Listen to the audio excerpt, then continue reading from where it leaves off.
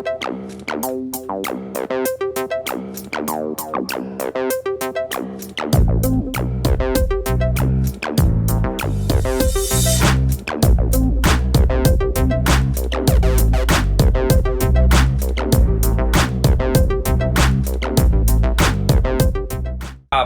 welcome to another episode of Remember When. My name is Jose. With me today, my boys Amir and Johnny. Say what's up, guys. Yo, what's good, people? Yo, what's good? Yo, so today, recording with us, we actually have a special guest, and we mentioned him a couple times in our podcast, and we're really happy to have the one, the only, legendary Smash Bros. Player, Straw Hat. Say what's up, bro. Yo, how y'all guys doing today? Yo, Straw Hat, it's really nice to have you here, man. Appreciate it. Can you tell us a little bit about yourself, just how you got into Smash Bros., just how that is going for you and all that? Yeah, I started in 2016, first tournament in the Voorhees Center. Been playing Ultimate since it came out, day one, and been going to tournaments ever since. So, awesome stuff. Do you want to plug your social media in right now, or? Straw Hat Sama with an underscore in the middle between Straw Hat and Sama. Oh, okay, awesome, yeah. We'll also have links to that in the episode description if you did want to give Straw Hat a follow. But now, quick question for you guys. Would you rather be a Teenage Mutant Ninja Turtle or a Power Ranger? And why? Turtle. Turtle? Why would you rather be a turtle? Honestly, I didn't watch Power Rangers like that, and I always kind of thought it was kind of whack. But I'm just keeping it real. But like Leo, I always thought Leonardo was like the coolest one, so I'm going to go with Turtle. Okay, respect it. How about you, Amir? Bro, I ain't gonna lie. I feel like if I ran around as a turtle, I'd get shot. So, I feel like as a Power Ranger, at least if I'm at least I could be decked out if I'm gonna do some Captain Ginyu moves on a dude. Oh. You know, right. They dancing the whole time. I mean, fuck being a turtle. At least with the Power Ranger, you gotta get a big ass mega dinosaur. Well, that's what I'm saying. You get the Megazord, so that's the only. Well, here's the thing. Anytime some touches you, you get an explosion on your chest, though. That's the only downfall, bro. Is that anything that happens, you have to jump up in the air for it. So yeah, you flopping hard on LeBron, honestly.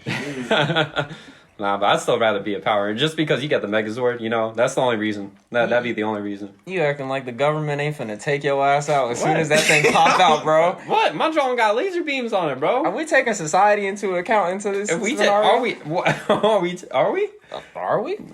You tell me, bro. Because I'm gonna switch to Teenage Mutant Ninja Turtle Master Splinter's involved. Yo, hold on. So wait, which Ninja Turtle? So which version of Ninja Turtles are you choosing? Are you choosing the really massive ones when they're 10 feet tall? Bro, if you read in The Last Ronin for TMNT, bro, Mikey's the one, bro. Oh, okay. Mikey's the one, the legend. Well, what kind of Power Ranger would you be, Johnny? Is there a series? Ranger. There are what? so many damn Power Rangers. The Black Ranger. I'm gonna be the Black Ranger. We talking the first Power Rangers or all them other iterations? Be any Power Ranger. Any Power Ranger. There's a lot of Power Rangers out there. Yeah, there's got a ton of Power Rangers. It's crazy. Yeah. I don't know. I think... When the Power Ranger tier list coming out? Oh my. Yo, one day. Yo, that's... man, I haven't watched any of that new stuff, so that would be a hot second, bro. You can't make me watch it. What? Yeah, I can. No, you can't. Yeah, we can. No, you can't. Yo, give this episode a 5-star review, and Amir will watch all the Power Ranger series. All right? I will directly answer anyone who reviews our podcast. Dang. You'll get a DM too. All right, so today, three of us, we're going to be talking about Yu Yu Hakusho. More specifically, we're going to be talking about the English dub of the anime. So we're not really going to be putting focus on the sub, even though most of us have watched the sub. Growing up, when the show was released out on Toonami, we watched, when we watched it was on the English dub. So we're not going to be putting too much focus on the sub, the manga, or any other media platform. So that's a disclaimer. Hopefully, down the road, we can have an episode where we talk more about those other medias. But for now, it'll just be on the English dub for today. And the other disclaimer is that there are spoilers ahead. If you haven't watched Yu Yu Hakusho, shame on you, all right? Absolutely. But there are spoilers ahead. So before we dive any further, Giant, do you want to give a quick rundown of what the show is really all about? Just quick synopsis. Yeah, I got you. So, Yusuke Urameshi is a regular 14-year-old high school boy until, one day, a car pulling up, kid's about to get hit, and then he decides to be a hero for the day. Ends up getting his ass killed, though, and then, before, being sent to heaven, he gets offered to be a spirit detective, and he's going around killing demons for the spirit world and make sure they go back to their own place. And along the way, he's got his homies. He's got his homies Korobara. He's got his boy Karama, Yie. He's got the entire crew going together, stopping demons. And from there, you got four arcs of gold. Yeah, no, that's essentially Yu Yu Hakusho in a nutshell. Journey of Yusuke Urameshi as a spirit detective, assigned to, brought back to life with the task of, protecting the human world from just demons and otherworldly evils. So it's a pretty cool concept. Now, for season 1, the show really just, develops all the characters and such, and it's focused on Yusuke as a spirit detective and building him out a little bit more. But when you watched the first episode of the show, did you guys believe that the protagonist died within the first, 10 minutes of the show? Could you guys believe that? Bro, he died literally in the first, minute. And I was shook. I'm like, bro, you watch all these, new things like Naruto and, everything else that's out now and stuff, and you're like, they develop a little bit, and there's no sign of them dying, but, off rip, my boy gets gadded by a car. And that's the whole show right there. You're like, dang, it's over? Oh, no, it just started. Right. Let's get it. Right. So it was a pretty crazy first episode. I think that was pretty designed pretty well. It actually gets you hooked on there right away. At least that's just it for me. It's very similar to how Bleach started, in my opinion, because Bleach is kind of same kind of format where it's some other world and kind of get your ass beat at first, but you kind of make the return. Can you guys also believe that there's 112 episodes of Yu Yu Hakusho? Yeah, man, they needed all that information to get them through all them episodes. You feel me? There was so much in there that the length needed it. You feel me? Yeah, I mean, honestly, I'm kind of surprised. I thought it would actually have a little bit more episodes to it because, I mean, animes like DBZ, they had around 300 plus episodes, or even One Piece, which, I mean, One Piece is in a realm of its own in terms of the number of episodes. Hey, it depends on the story. Yeah, right. But I thought they definitely could have had a lot more episodes of Yu Yu Hakusho, or at least could have, fleshed out some concepts in there a little bit more to expand it. But I mean, 112 is still a pretty decent number of episodes. A pretty lengthy, career for a show. And it first aired in 1992 in Japan and ended in 1995. In the U.S., we wouldn't begin it until around, I think it was 2004, 2006. So it was later for us to get the English of the show. But it was well worth the wait. At least I think so. And did you guys ever watch the 2 movies? Apparently it had movies? Honestly, I had no idea. I think I watched a little bit of I think it might have been the Golden Seal, but the only thing that got me is they switched the voice actors, and I was like, I can't do they did? Yeah, I was like, I can't do this. That's a big no. Yeah, no, that's crazy. They had it was some random. How bad was it? Was it like the difference between Avatar versus Ong type stuff, the movie? Did it mess you up that bad?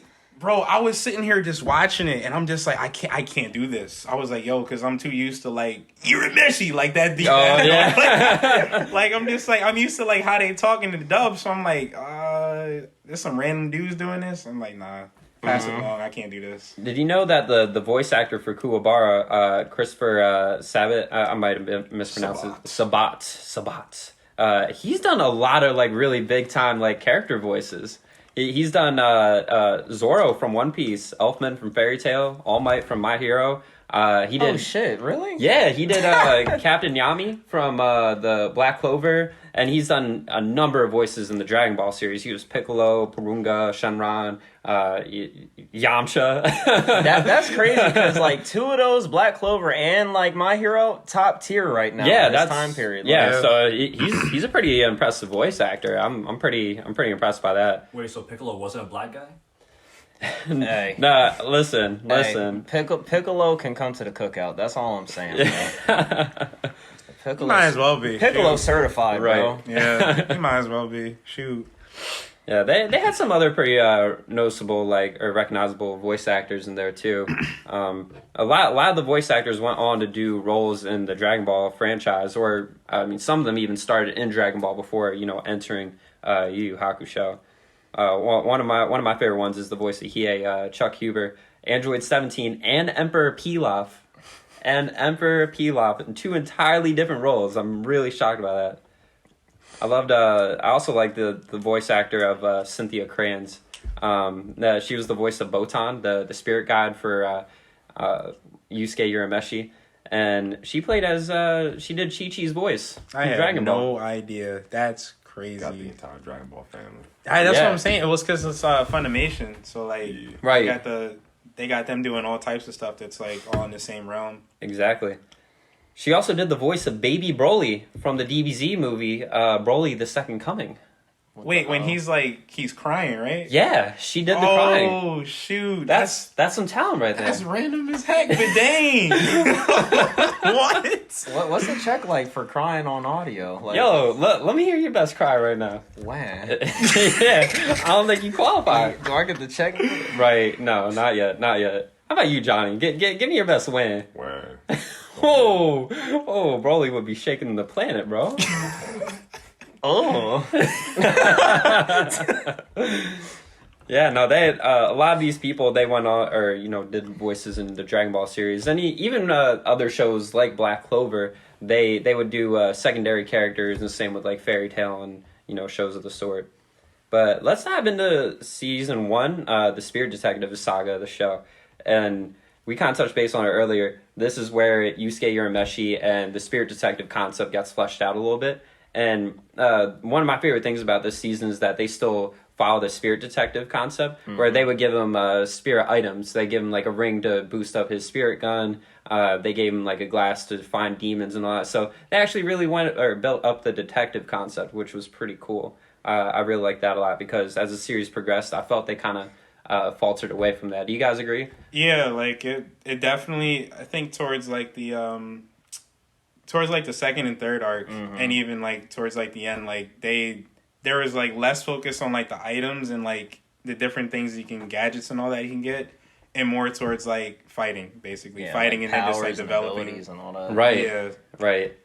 But yeah, so one of the earlier cases for Yusuke Urameshi was with against Hiei, Kurama, and Goki. Do you guys remember that when he had to go against them? They had stolen some Spirit World artifacts. That was kind of like the artifact arc or something along those lines. So, but that was our first introduction to Hiei and Kurama. What were you guys' like first impressions of these guys? Oh man. Honestly, like my perspective is a bit different because I came into it kind of late. Like I watched it as an adult. I didn't grow up because this pulled up like so early. So you nice as hell for giving these people spoilers, but, or like a spoiler warning. But like I thought they were cool for like first time setup. I've seen worse. Like Right. they had a solid start. I felt like just introducing the detective side and like exactly what he's going to start facing because like later on like I don't think you can really compare the characters that Right. he's fighting to like originally, but See, Yeah. what I loved about the original, like at least the first season, is that it really felt like, everybody, this is Yusuke's level, and Yusuke's level, and then this is Kurama's level, this is Hiei's level. Like the Yusuke, he ain't shit. You better watch out. But it's like they start off like hating each other, and like it gives so much growth later on that I love that. It's good character growth. The show excels at that. Yeah, I'm not gonna lie. When I first saw Hiei on the screen, I thought that he was going to absolutely destroy Yusuke because I'm like, this guy just got his Spirit Detective license or whatever, certification. Yeah, so I was like, this guy is about to get absolutely rocked by this guy who has experience.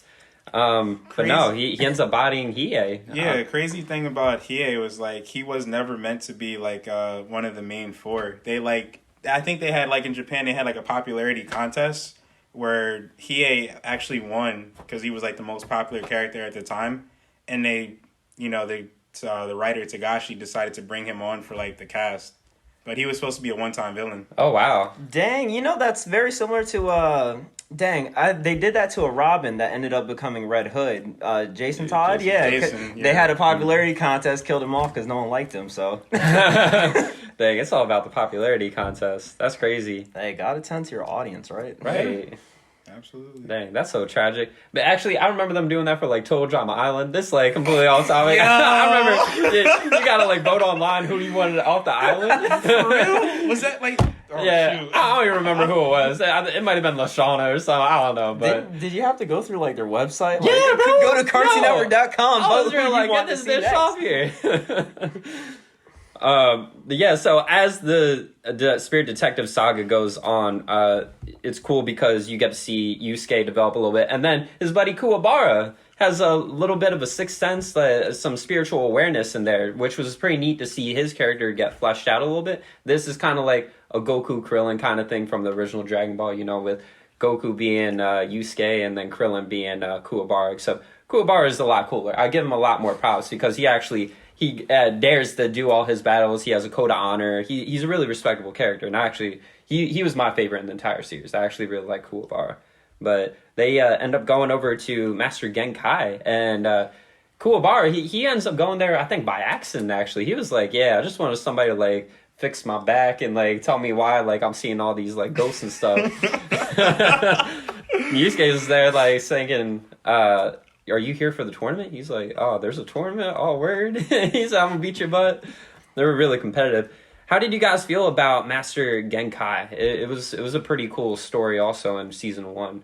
How did you guys feel about Genkai doing those like trials to become or to find a student that would become her new apprentice?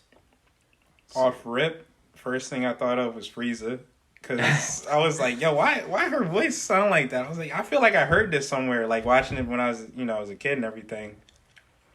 And actually, I'm pretty sure that was the voice for Frieza, was it not? Yeah. Yeah. They're both the same voice actor. Yeah. How about you, Johnny? Man, I love smart ass teacher because especially with Yusuke and help me with the name. Kuwabara? No, the teacher. Genkai? Genkai. Yeah. It's like with both their personalities clashing, it fits because Yusuke, he's a smart ass dude. Genkai, she's a smart ass lady, but she always gets on. She always gets on top of Yusuke. It's like, yo, you sit your ass down. You feel me? Like, Right. I love that. Well, one of my favorite things about that arc was one of the trials is that they had to go to like a karaoke machine to display the spiritual power. They had to play like one of those like arcade like punching bag games where you hit it and it like figures out your strength. It was like basically a giant arcade, and one of the contestants was like, "Hey Genkai, why are we singing?" And she's like, Are you being a bitch right now? He's like, no, I'm not. Let's play some video games. Give me some quarters. And then they ended up rolling with it. But my favorite part about the whole arc right there is when you get Rondo at the end. That was one of the contestants, and it was like a demon that knew like 99 psychic abilities and was after Genkai's Spirit Wave technique. Do you guys remember that villain? How did you guys feel about him? He looked like at first he was like in disguise like that whole. Yeah, looking like a little time. monk. Yeah. He looked like Krillin. Yeah. Like nobody because Yusuke was looking for him. Nobody suspected like, oh yeah, Rando is like he looks like a little bald monk. Like, oh, he looks innocent. And then like they get towards the end and it's just like, well, he's the only one left, and his ass isn't gonna get knocked out that easy, so it's got to be him. Right. How about you, Johnny? Yeah, I mean, it was quite the twist.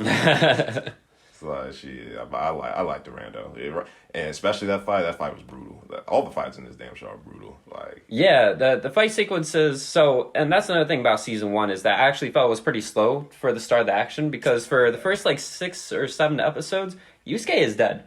So it's like you didn't have much action. It was Kuwabara getting beaten up by like a bunch of gangs from down below because he was being blackmailed by one of his teachers. So you didn't really see any actual action until like episode like 7 or 8 of the show. So it did have a really slow start to it. But like once you did see the action, the fight sequences they're pretty impressive, and they only get better. Like I really enjoyed when they made it to the 4 Beast Saints saga, like, or that little arc. That was pretty cool. Essentially, the muscle tower of Yu Yu Hakusho, where they go up, they have to beat one stage boss, go up to the next, beat them up. And they were pretty cool characters. So which one was your favorite Saint Beast? Do you guys have a favorite villain from that? I know I liked Byakko. He was the white tiger guy. He ended up fighting Kuwabara, and Kuwabara defeats him twice, and this man is still alive. I'm like... And he doesn't end up dying until, like, the next Beast Saint, and then he's like, what are you doing here? You lost. And then he just kills him. I'm like, that was just a waste of, like, 5 episodes. But did you guys have a favorite Beast Saint? I didn't have a favorite, but I ain't gonna lie, like the persistence that you talking about, bro. Like, Right. that, you don't see that too often because like you have characters that like stick around and they'll make them long time, but like I thought it was like a little funny edge to it because it's Right. like. Oh, most of these people get clapped. Like, first episode, clappage. Like, there's just consistent clappage going on. Like, finally, there's this one dude not getting clapped and then gets clapped. Like, Right. It's like, can we just call this the cycle of clapping? Yeah, absolutely. I think that's a good title for it. Happening. The clap. It was also really cool because this was the first time you got to see Kurama fight. He ends up fighting one of the weaker the Beast Saints. I think Genbu, the rock guy. But that was pretty cool actually seeing Kurama fight. He had his the Rose Whip, I believe is what it was called, right? Sir. Yeah. So it was pretty interesting seeing that. And so everybody got their own saint to fight, and of course Team Urameshi ends up winning, and that's basically the wrap of season 1 essentially. And so season 2 comes in. This is where I think the show gains a lot of credibility. This is when it became extremely popular, especially for me. That this is where I took a big fondness to the show, is the Dark Tournament saga. How did you guys feel about this saga? Would you argue that this was the best arc or story in the Yu Yu Hakusho anime? Greatest of all time. If there's a ranking for tournament arcs, this is an S tier. This is an SS tier. This is top tier. Yeah, tournament. no, this is premium. How about you, Straw Hat? The Terminator. That's what I call. That's pretty much what I call Toguro because he looked just like Arnold. But yeah, like when he gets introduced, Yeah. he sets the bar for like GOAT villains. Oh yeah, no, he was crazy. Yeah, like he gives like Yusuke such a driving force to improve and get better and like to want to kill him and everything. So like that sets the show up for some good shit, honestly. Right. How about you, Amir? Did you really like this tournament? Honestly, like old school, like anime like this, like I don't know why the tournaments parts be hitting. It's consistent, Oh, yeah. consistent hittage, but like I like the power difference like that they show because like some animes, the dude's OP off rip, and just straight beating, no struggle, no progression, no nothing. But like with this, it's like I can't touch half of these dudes. Like, Right. I gotta kind of just ease my way into it, and then like just seeing the anticipation and not knowing what's coming next, like it's different. Yeah. And so just a little background for the Dark Tournament saga. So the Dark Tournament, for those of you that might not know it or don't remember it very well, it's a tournament that's held in like the underworld that a lot of corrupt and wealthy humans organize, and it's for them to gamble and bet and to basically essentially make money, and it's entertainment for them. But the twist is that the winner of the tournament gets one wish granted to them. So a lot of demons will enter the tournament because they're, one, trying to prove that they're the strongest, and B, is to get that wish, make whatever they want come true. And how Team Urameshi gets entered in there is that Toguro basically threatens to kill everybody that he loves if his team does not enter the tournament. And at that point in time, Yusuke had nothing on Toguro. He could probably it'd be like a Beerus against Goku, like 40% strength, which I don't know how you calculate what is 40% of your strength, but somehow he knows. He knows this. And so thus Team Urameshi trains for a couple months, and then they enter the Dark Tournament. And so it's a pretty crazy saga because these teams none of them are a joke. Well, actually, that's a lie. There's probably like 3 of them that are a joke. you gotta always have the disposable competitors, I was about to say, people gotta lose. And so I love it, but one of the things I really liked in the tournament is that, so in most fighting tournaments in anime, there's somebody stronger than the other team. Well, this one, they know our heroes are stronger than everybody else, but they handicap them the entire tournament. And I think that was the coolest thing about this tournament, is that like the committee was completely against them the entire time. So they had to prove how strong they were. Like they had to show true grit the entire tournament because like they were constantly at a handicap. Like there was a couple of times where they had distracted their teammates from even entering the round that they were going to be in, or Team Urameshi had to fight back-to-back rounds. So it would be pretty crazy in that sense. Do you guys agree? Yeah, for sure. Yeah, they was getting set up that whole damn time. Yeah, so one of the first matches in the tournament is Team Urameshi versus Team Rikoyukai. And how did you guys feel about that? That was the start of the tournament. That was setting everything up. So were you guys excited for this match? Or based off like the looks of the teams, were you guys not excited when you saw the other team, how they looked? How did you guys feel?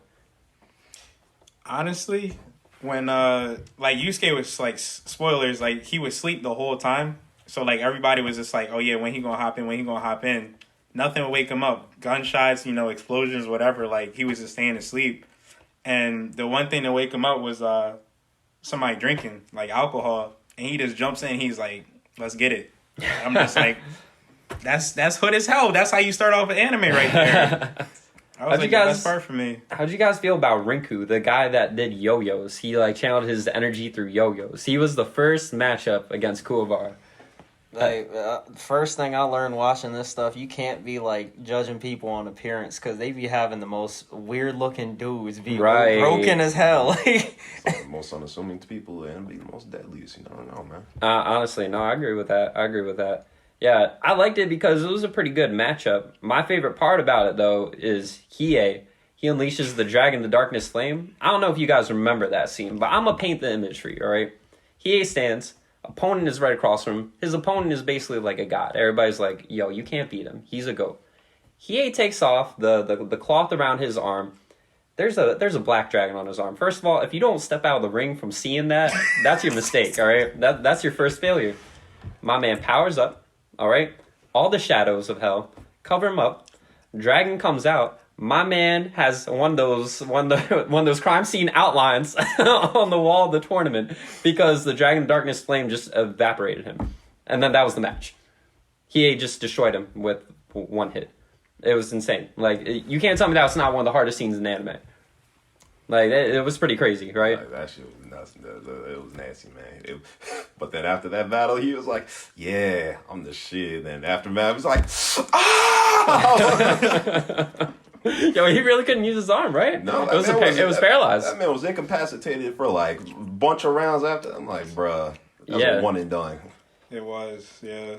Yeah, so that was, I think that was the highlight of that entire matchup. I mean, Yusuke does fight against Chu, the drunken guy, and they have like this like knife like death match or whatnot, like that they have to fight each other and have a knife behind their Achilles heels and whatnot. So it was all right. I didn't think it was the best battle, but it was kind of cool to already see that Yusuke had an equal opponent right off the bat. So it just showed the seriousness of this tournament. Like, no joke. Like, you got people that are on your level off rip. It's going to be something serious. And then you kind of flash over to Team Toguro, who beats the Spirit Warriors with one team member in less than like 2 minutes. The entire team, one guy, faced him, and he beats the entire team. Like, it was crazy. They did them dirty. And so Team Urameshi, they got to fight back-to-back rounds. Like, they're already set up for failure. Like, they just finished a round, and now they got to compete again. And so they end up fighting again against Team Ichigaki, and it was an all right match. It was like these three guys that were like controlled by Dr. Ichigaki. Do you guys remember that match?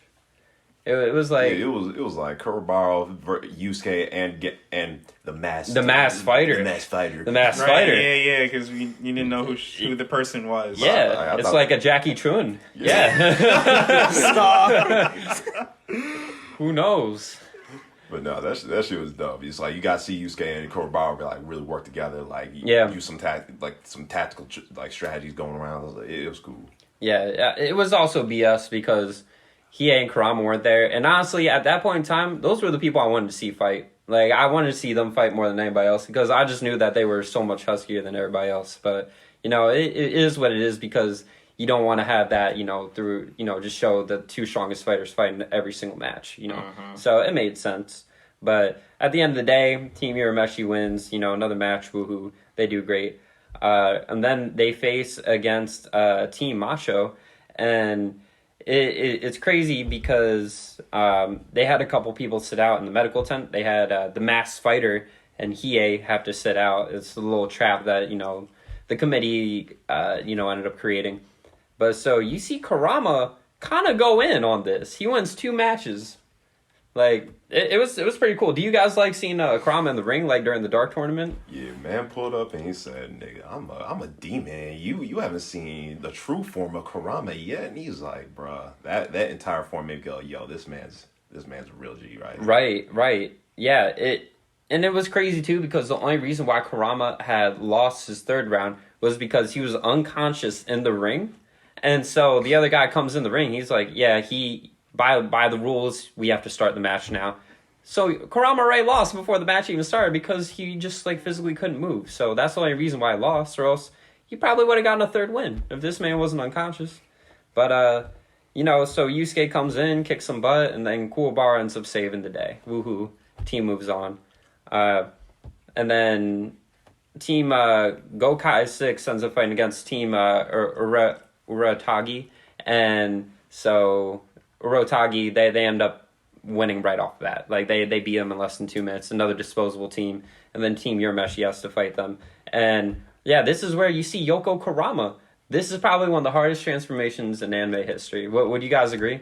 That this is where he becomes, an A-class demon. I forgot what he was at that point in time. Maybe, like, C-class demon? I don't know. He jumps up a couple ranks. Yeah, we didn't get introduced to, like, S-class to, like, third R. So, yeah, round A-class. That's what I was assuming. Yeah, so he's probably like an A-class team. But, yeah, he ends up just... He ends up scaring the shit out of his competitor. He doesn't even want to fight him. Oh, my goodness. It was just crazy. But, yeah, so, again, Team Urameshi ends up winning. And then we fast forward. The match everybody was actually waiting for is Team Toguro versus Team Urameshi. And... This was a crazy fight because they were like toe and toe the entire time. In the last matchup, Sakio, the owner of the Toguro team, and then Koenma, leader of the Urameshi team, they both like doubled down or nothing on the last match against Toguro. And first of all, how do you guys feel about the Toguro match versus Yusuke? Because that was just the peak match. That was essentially the Goku versus Frieza match for this arc. How did you guys feel about that?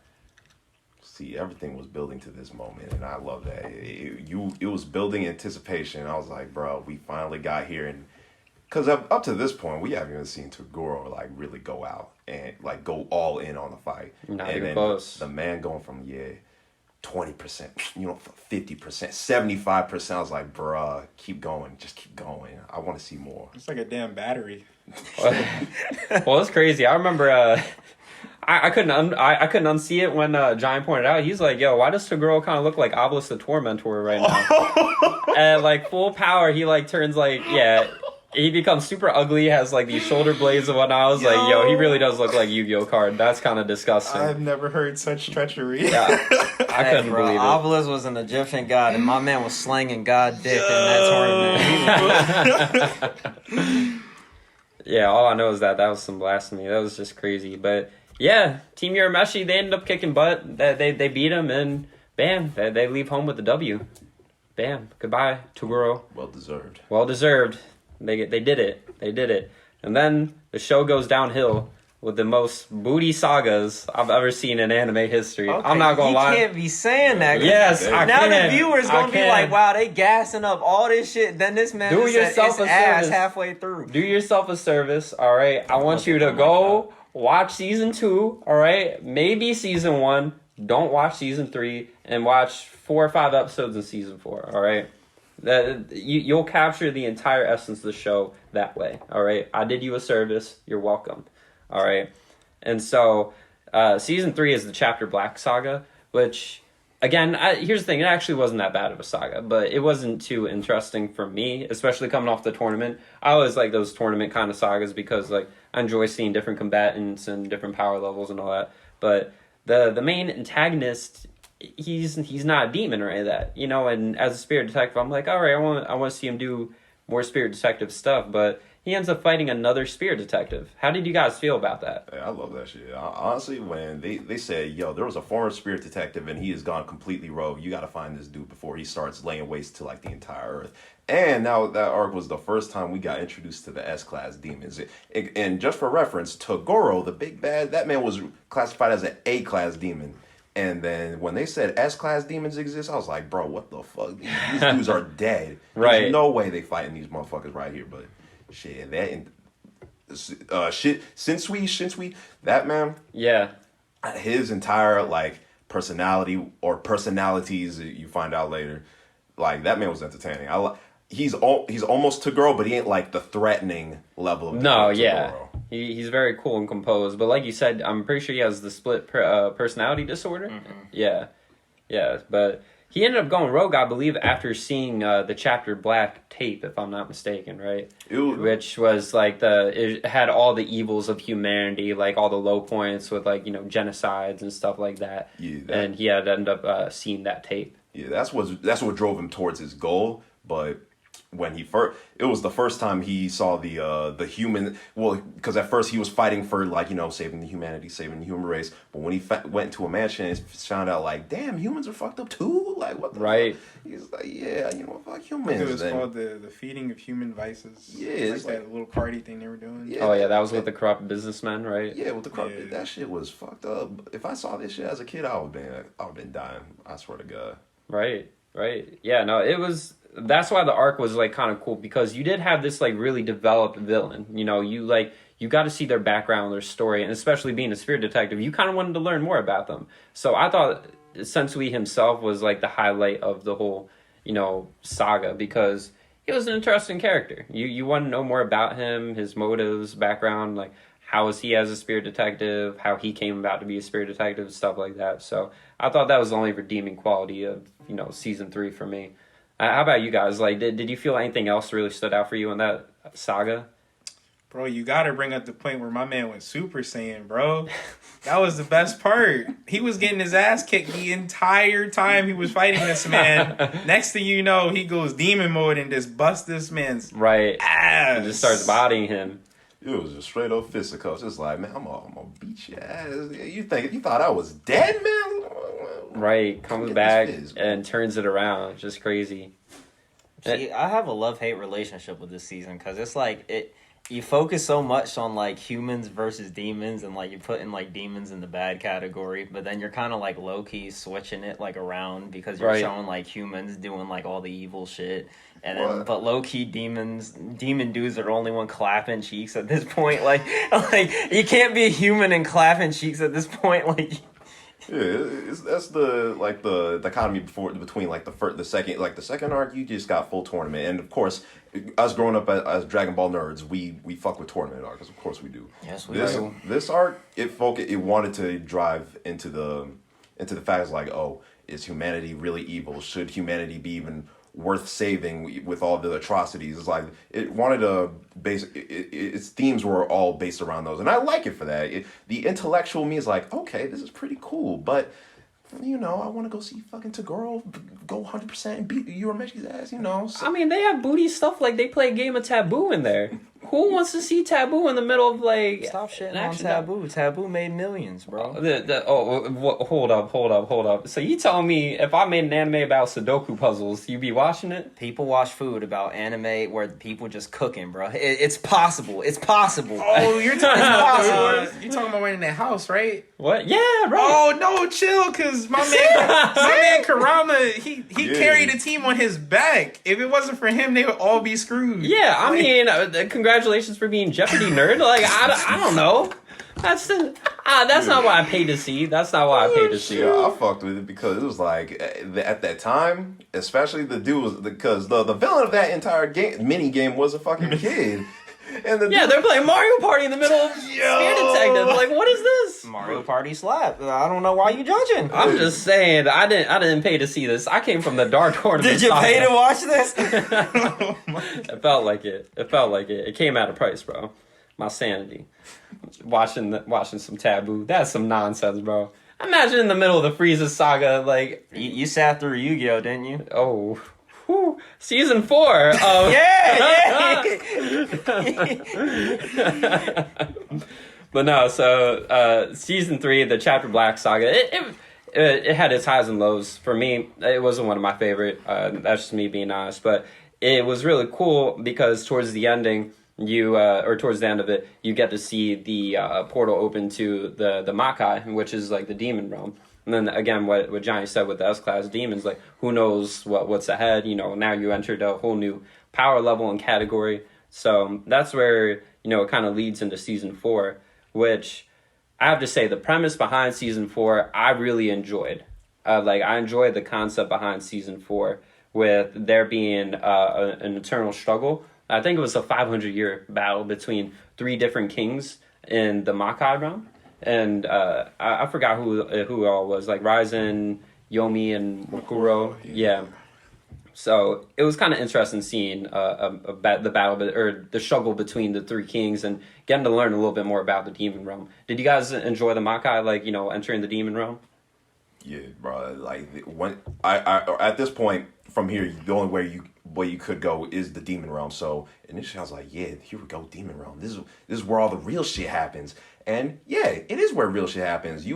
It goes into all the factions and what they stand, who they stand for. And they're like, yo, this is what you have to do. Because with all 3 main factions, they pretty much take the 3 strongest members of Urameshi's team. Kurabara, my man, he got left out because I think he lost his powers, right? Yeah, I think he ended up losing all of his spirit energy, but he lost in Taboo. That's just what happened. Yeah, he just lost. Yeah, he just lost in Taboo, and that's why Taboo's important, because you lose your power. Shoot. But no, it was a cool premise, and it looked like it was setting up for Dark Tournament 2, and we're like, yeah, here we go. This is what it's all about. But then it kind of falls short on that. It does, and I think the biggest issue with this saga is that it was really rushed. Is that I thought it needed the same amount of time and attention as the Dark Tournament did have, but it didn't receive any of that. It really sucked too, because they actually did take the time to develop Mokuro and Yomi. They really developed their stories, and they're developed them as characters, so that way you actually had a general attention to them and saying, oh, I see where they're from and all that. How did you guys feel about Ryzen? Ryzen's the blind dude, right? Who? Wait, I'm getting names mixed up, bro. I'm thinking of the blind black faction leader. No, he was what's his face? Yusuke's father. Yeah, demon father. Oh yeah, his father. Yeah, his ancestor. His ancestor. Dad. Yeah. Yeah, Ryzen was just a Super Saiyan 3 forgotten. It's like Raditz. Yeah. Oh man, it was cool. Yusuke father being demon, backstory was cool. Like I said, it was season 4. Most of the backstory is pretty cool. Yeah, and so it was neat because Yusuke. So the thing that really sucked is that you didn't get to see Ryzen's strength really at all, or anything about him. It was just like, hey Yusuke, yeah, we're fam. I'm about to die, so this is all yours, buddy. Go have fun. And so with that, Yusuke ends up coming up to the other rulers and said, you know what? Let's settle this once and for all. We're gonna host another tournament, and the winner of this tournament, that they rule the demon realm. This is it. No more factions, none of this. Just one solidarity, and it was cool because, like you said, it built up to be another tournament saga, and which was the best part of Yu Yu Hakusho. So it's like, here it comes. And one of the neat parts about the tournament is that it brings out some old people from the Dark World tournament, as well as some new people that end up being Ryzen's old friends that were apparently Super S-class demons way back in the day. Busted as hell. They were broken. Bro, you could only go up, though. In season 3, the power level was already dummy. Well, it's crazy. They said, these people came out of the woodworks and they were saying, yeah, we were on vacation for the past, 300 years, but, let's try kicking out the rust. Power levels skyrocket. They were on vacation, bro. They were sipping pina coladas, and they end up fighting to become the demon world ruler. That's crazy. It just that strong. Me of when Beerus first pulled up. It's where have you been this whole time? Right. Why are you pulling up now? We had a whole Majin Buu. He was eating whole ice cream, chilling.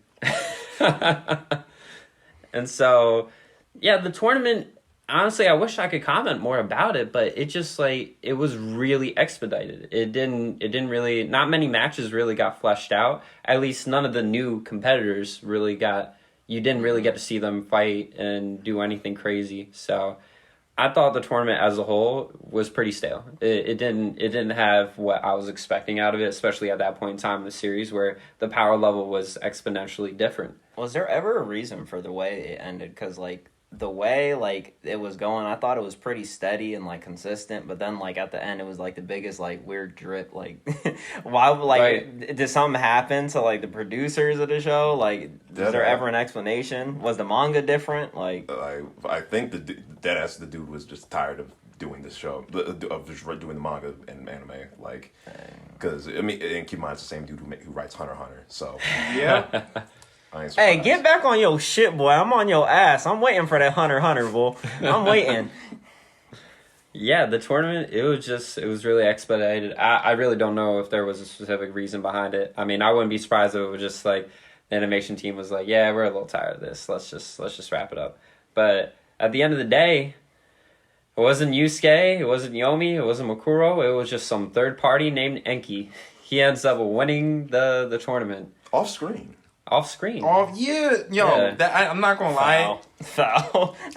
It's like it is cool that like, you know, all of them went head to head, and like the crazy thing is they set them all up to be like real strong, and then some random ass dude wins. I was like, okay, like that's a pretty cool like.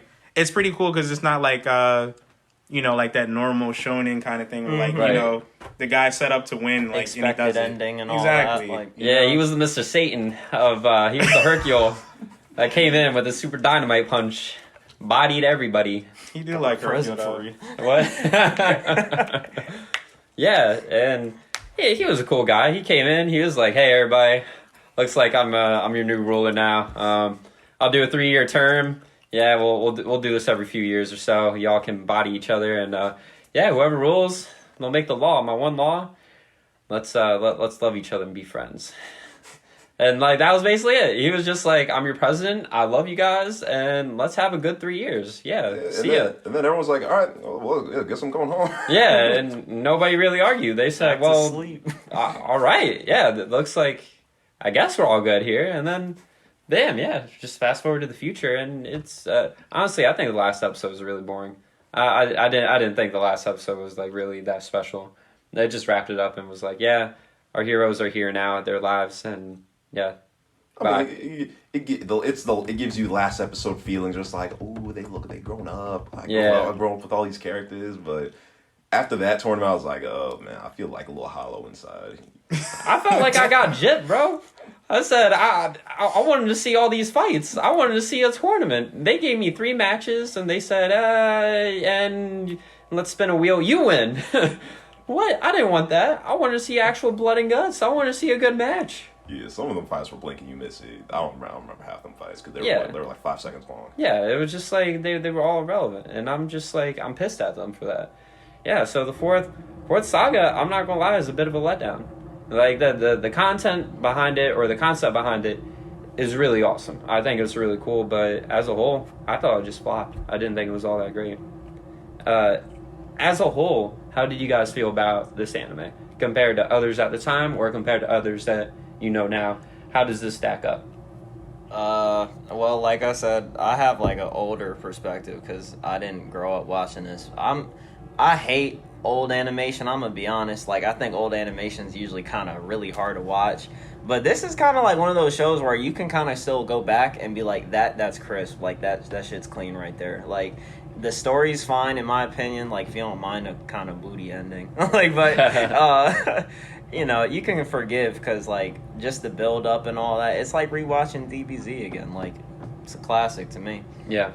The only difference is that I felt it just had a little bit more of a drama element to it at times, but I mean even then it didn't like hinder the show. It didn't like hold it back, and they didn't like emphasize too much on the drama aspect. Like Kuwabara's relationship with Yukina, who's actually Hiei's sister, but like on the low, and yeah, you know he won one of his matches in the tournament from seeing Yukina. Do you guys remember that? When he was against Team Masho, this man was beaten to the ground. Yukina comes up, he's like, I'm healed. Time to get back in the ring. He has that Space Jam juice, bro. Like what was it? Michael's Secret Water or whatnot. He ends up drinking a sip of that, comes back in the ring, claps up mans, and ends up winning the match. And even with Yusuke and what's her name? Yukino, I think. Yukio Afro. Yeah. Keiko? What? Oh, Keiko. Keiko. Yeah. No, Oh, it's girl, it's Yukino. girl. Yeah. Yeah, K-Cup. Yeah, it was Keiko.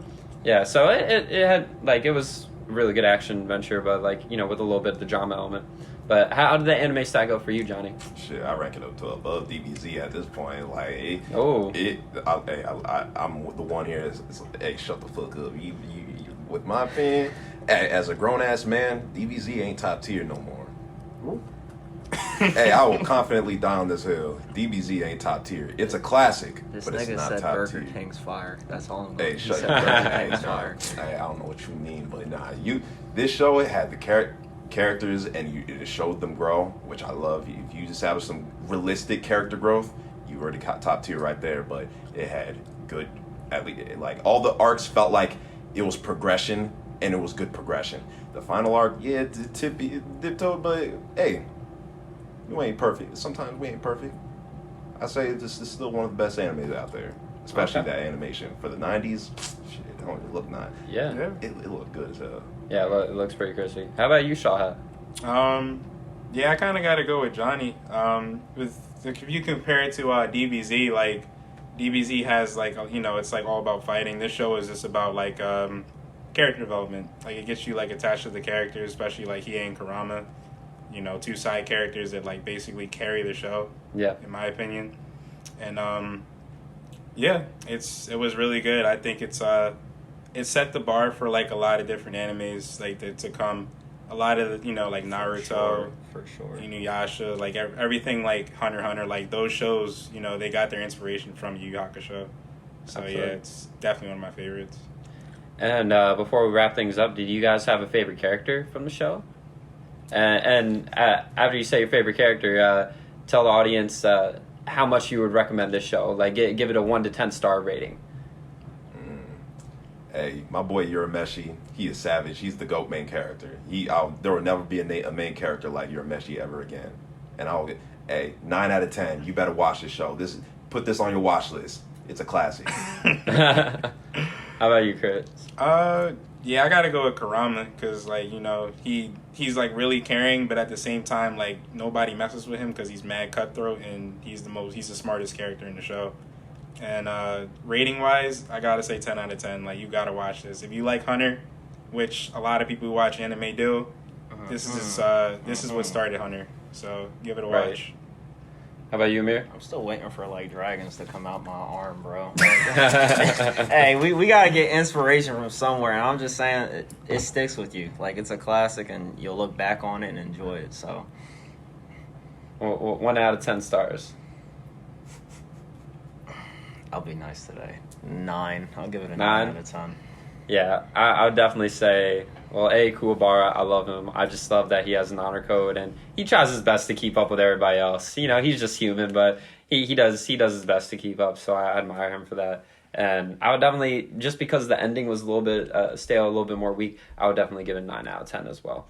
Definitely recommend. But before we wrap things up, is there anything else you want to plug, Shawhat? Any events coming up, any streaming for you, or any of that you want the audience to know? Unfortunately, there are no tournaments because pandemic and all that good stuff. But yeah, stay safe, wear your masks, social distance. My socials though, I'm pretty much Straw Hat Sama on everything: YouTube, Twitch, Twitter, Instagram. So look me up on there. All right, awesome. Yeah, and before we wrap up this episode of Remember When, Amir's gonna read one of our reviews that we just got. Oh, you want me to read both of them or just this first one? What? Go ahead. You can read both reviews. I told you I'd address you. I got your ass. All right, amazing podcast from Gigi Gal. I love the idea behind this podcast and how nostalgic your episodes are.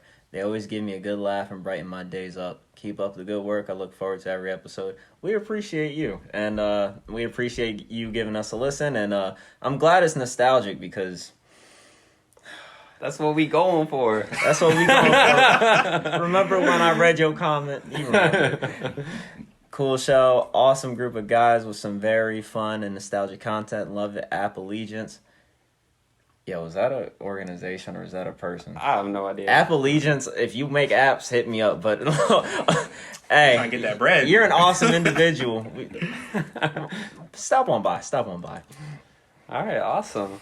Yeah, so if you like the show, be sure to leave us a 5-star review on Apple Podcasts, or feel free to give the show a message on one of our social medias. Both our Facebook and Instagram pages are at Remember When Podcast. As always, have yourself a wonderful night.